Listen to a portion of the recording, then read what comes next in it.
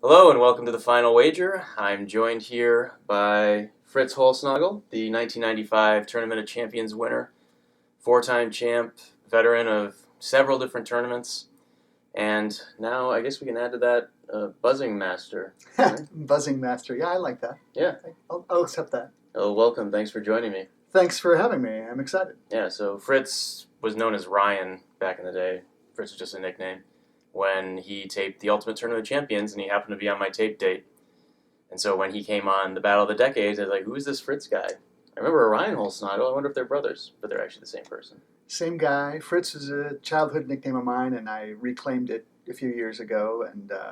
And back in 2004, 2005 for the Ultimate Tournament, I was still Ryan. But this last time I flipped to Fritz. Yeah. It's confusing everybody.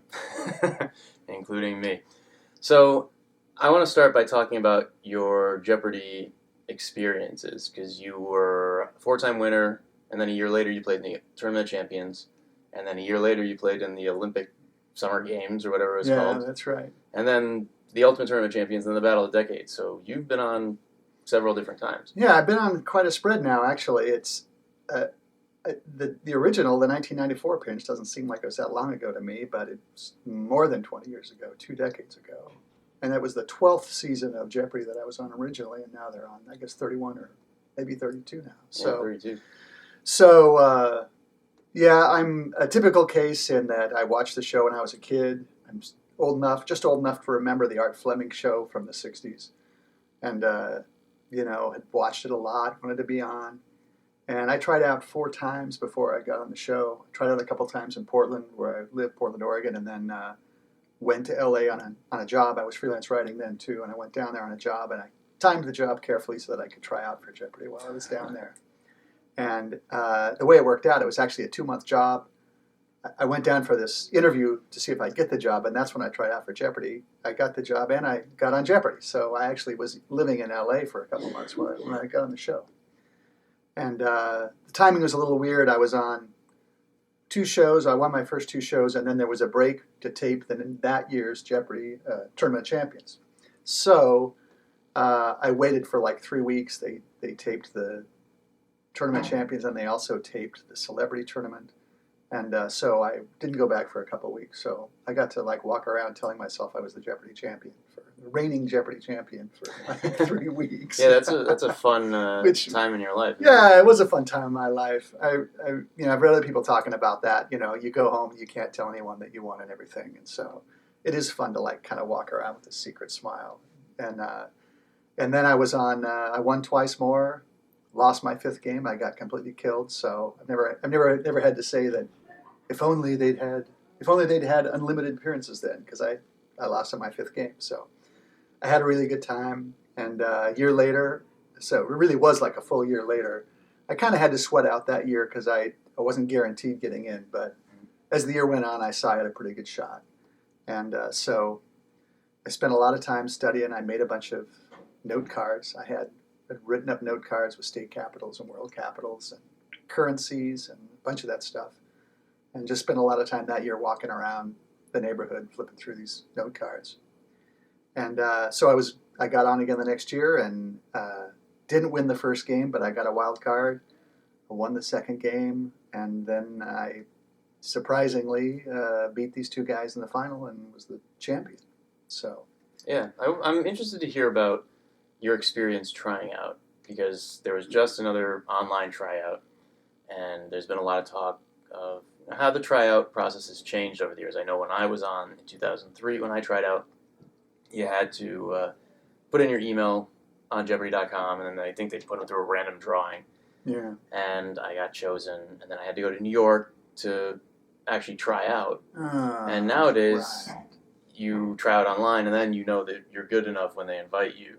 So in the room there was probably 80 people, and I think 14 of them passed. So those other 65, 66 people just wasted an entire morning, which I think helps cut down on travel costs. But how did the trial process work when you were on? Before I answer that, when you went to New York, when they invited you to New York, where did you go? Was it like a hotel room? I mean, like a hotel Yeah, room? it was a conference room at the W Times Square, I think.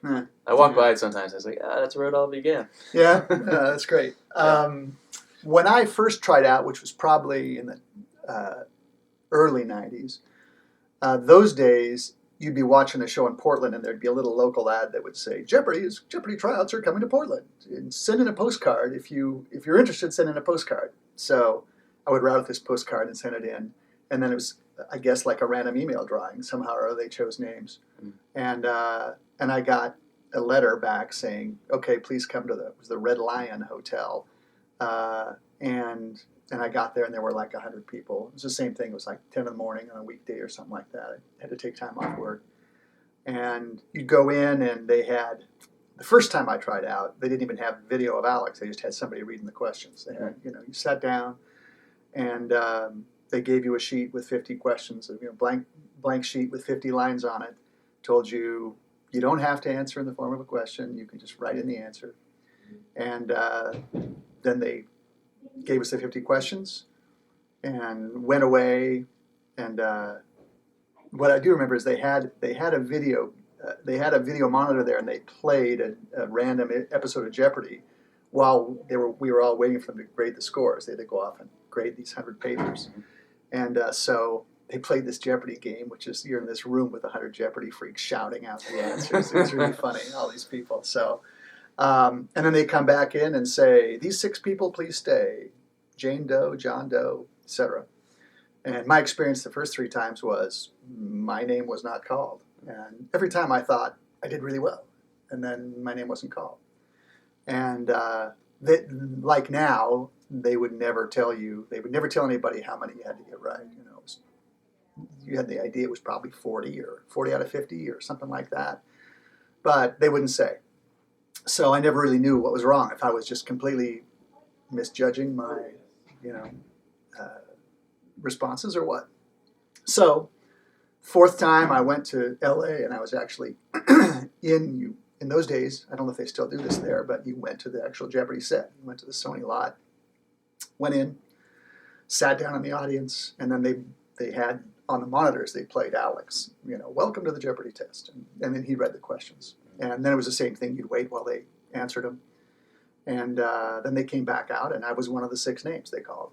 And so we went back, and they interviewed us all. There was one guy that they knew by name who clearly had been there many times and had passed many times, but he was kind of nerdy, I guess is the way to put it. And I remember he had this satin Dodgers jacket on.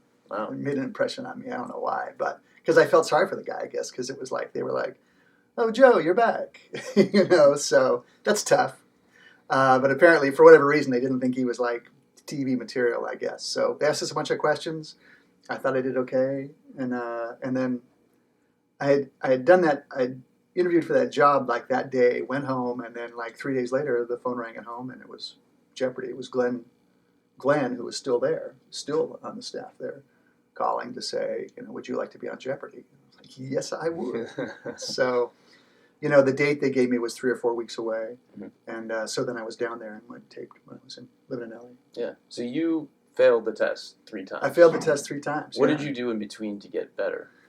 I used to have this. I read the almanac. I read the World Book Almanac. I used to have a ritual where on the first day of every year I would go get the Leonard Maltin movie guide, a new almanac, and then if I felt like I wanted a new thesaurus or a new dictionary, if there's a new edition out, I'd buy them on January 1st. Had a little ritual. So I was getting the World Book Almanac, which in those days was the internet. Really this was all pre-internet. So I would leaf through that and look at tallest waterfalls and all that stuff.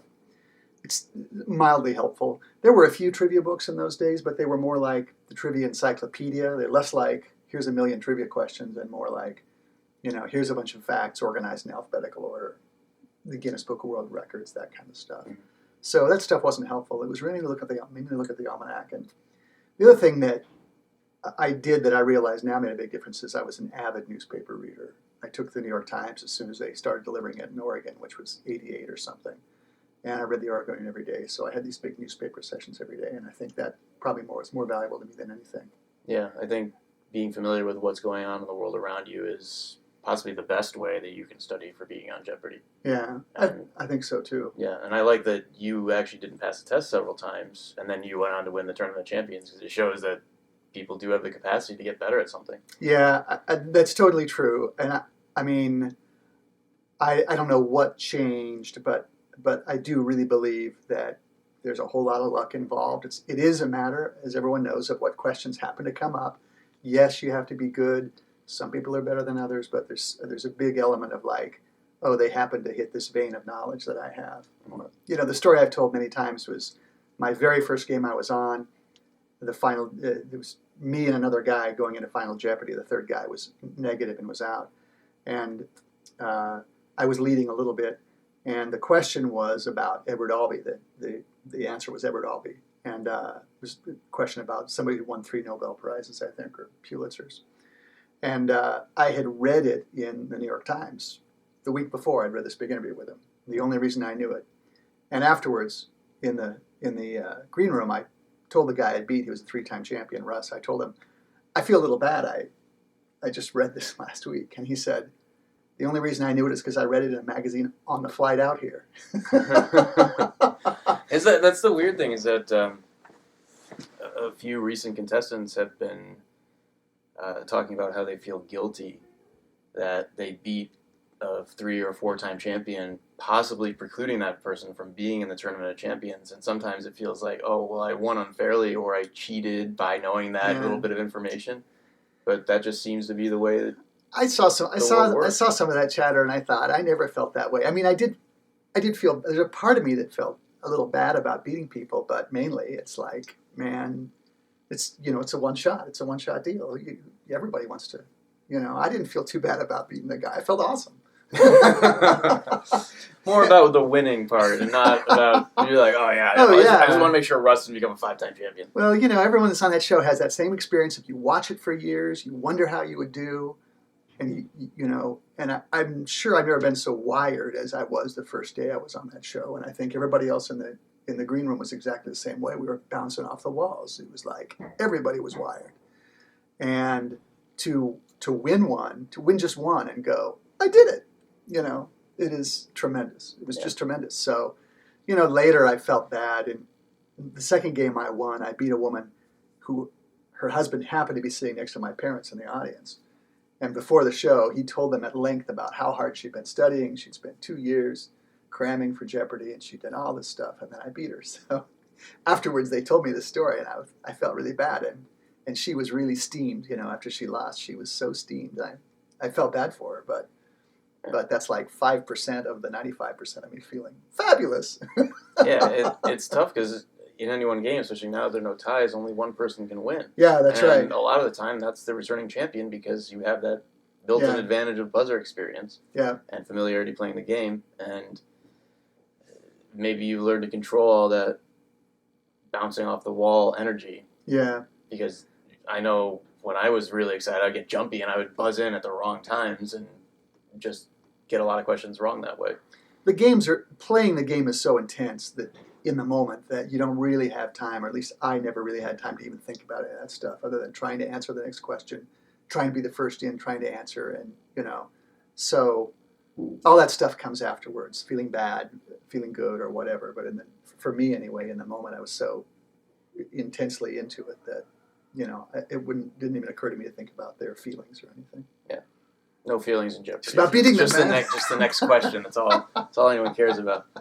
So what was it like coming back time after time after time? How did things change? What was the same? I know when I was on the college tournament, I was really sad that they had changed the scoreboards on the podiums, because they used to have those little click. Oh, yeah. Those things. I don't know what they call them, but they're still on the scoreboard up on the upper left when you're contestant, but they had changed the digital technology at that point. I was, man, just think of old Jeopardy, and you think of like, I just added 800 to my score. Yeah. That, I know you've seen a lot of those changes from, were you Sushi Bar era? I was pre-Sushi Bar era, I think, actually. Where they still have the big Jeopardy in the background? Yeah, there's the huge word Jeopardy back there, which I still think of that as the real Jeopardy set, because it was my first Jeopardy set, and every time they change, I always think, what are they doing, changing things around? But Actually, this last time, I guess I got over it because I thought, oh, the set looks real nice, So, but yeah, it was huge, and it was all primary blues and primary reds. This huge words Jeopardy in the background, and then I think it was all red in single Jeopardy, and they flipped it all blue No, in double Jeopardy. blue and then red. Oh man, that's the one thing I miss. Even more than the old click scoreboards, is that change in color because it just really set the mood. Yeah. Double Jeopardy is where blood gets shed. No, you missed that one. You lost $1,200. I didn't even notice that until somebody pointed it out to me later. Like, oh, they changed the colors. And I was like, oh, you're right. It's like I had no idea when I was actually doing it that was the case. Yeah. Well, I mean, I could talk all day about how stuff changed. One of the things that really has changed a lot is when I was first on, the buzzer light was actually a neon bar that went all the way around the outside of the scoreboard, and it was that way until I came back for the ultimate tournament, and there was a whole row of lights along the top, just out of camera range, and then this last time there was just one little light up in the corner. Oh, really? Yeah. So it changed to where, and I'm not sure if that's their acknowledgement that a lot of people don't try to look at the light, or if they just decided it wasn't necessary. I don't know. I loved the big light around this edge because you just couldn't miss it. Yeah, in my experience, they looked like Christmas tree lights around the left side for sure, and I think the bottom or maybe the top, but only two sides. Yeah. But it wasn't just one light. Yeah, they switched this time, and like I say, I'm not sure why, but the neon light was a great one for me. So I think I learned some stuff about. Like eating a good breakfast and eating well while I was there, because you burn so much energy that, you just get burned out. I really remember the first show I was on. We taped 3 shows. I wasn't in the first 3 shows. We went to lunch and everybody was like burned out. And we ate and you could kind of feel everybody's energy level rise after reading. But it's like, there is an edge to like learning that stuff. You kind of got to pace yourself. Yeah. And I got more comfortable. To me, it's always been a little bit like being in the theater. I was in plays when I was a kid. I did community theater, and that feeling of getting ready, getting in front of the lights, smiling for the camera, and all that stuff was second nature, I guess you'd say, from those days. So it was never like a big thing I had to overcome. And that's, I don't know about you, but that's when people tell me about Jeopardy, like talk to me about Jeopardy, that's often what I hear is, oh, I could never do that. I would freeze up. I couldn't go on TV or that kind of thing.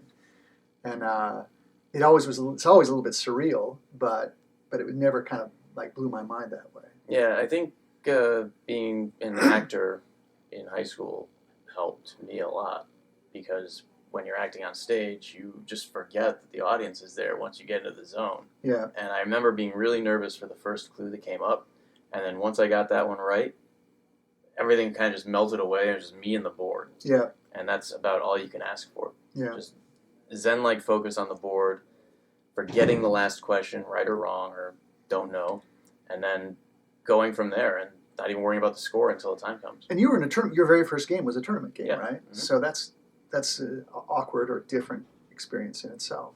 Yeah, there's a lot less pressure in the first round of a tournament, I think, coming in, because you can still lose and move on. Whereas in regular play, you lose. Yeah. You go home, and that's it. I felt that pressure in the Battle of the Decades this last time, because the very first round was a knockout round, either win or go home, and I missed that little comfort zone of being able to play for second place. Yeah,